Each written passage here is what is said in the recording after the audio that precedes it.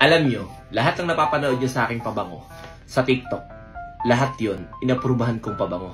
Yun lang yung mga pinapadala sa akin. Pero napakaraming pinadala sa akin, guys, na hindi ko in-upload. Dahil sabi ko, sorry, mapapahiya ako sa mga followers ko. So, ibig sabihin, lahat ng napapanood nyo, approve at maganda. Diba? Tulad nito, may brave man, ayan, huhusgahan natin. Pwedeng i-recommend sa mga katagumpay natin. Dahil mga katagumpay natin, naghahanap yan ng legit na mabango at mura, syempre. O, ayan. Ang ganda ng packaging niya, ha? Ayoko maging OA. Kailangan mabango dahil o-orderin to ng mga katagumpay natin. Hindi siya pwede pa babae, panlalaki. Pero sa presyo niya, approve. 'Di ba? Warren, tong ano natin, di bango agad, wala pa. Namoy mo na ba? Namoy ko yung kwarto. Kaya ka pumasok. Ayan.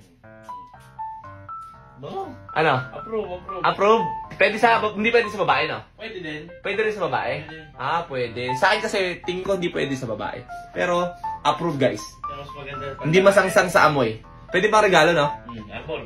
Ha? Arbor. Sa'yo na lang? Hindi pwede, sa akin muna to. Ubusin ko muna. Guys, itong Brave Man, approve. Okay? So, click nyo lang yung yellow basket. Ayan. Diyan kayo makaka-order sa yellow basket.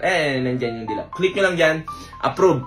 Pwedeng pang personal. Pwedeng pang ride dahil mura lang. Pwede sa mga tropang ibigay. Pwedeng pang regalo. Hindi nila alam na mura to. Okay? So, approve kayo, Brave Man. Diba? Mura lang. Approve. Babango. Order na kayo. Andyan.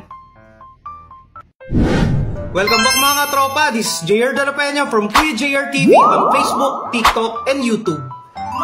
Astig na pabango para sa mga lalaki talaga tumatagal at mabango. Brave Man Power Hum. Available sa 100 ml. So click mo na yung yellow basket link para makabili ka na.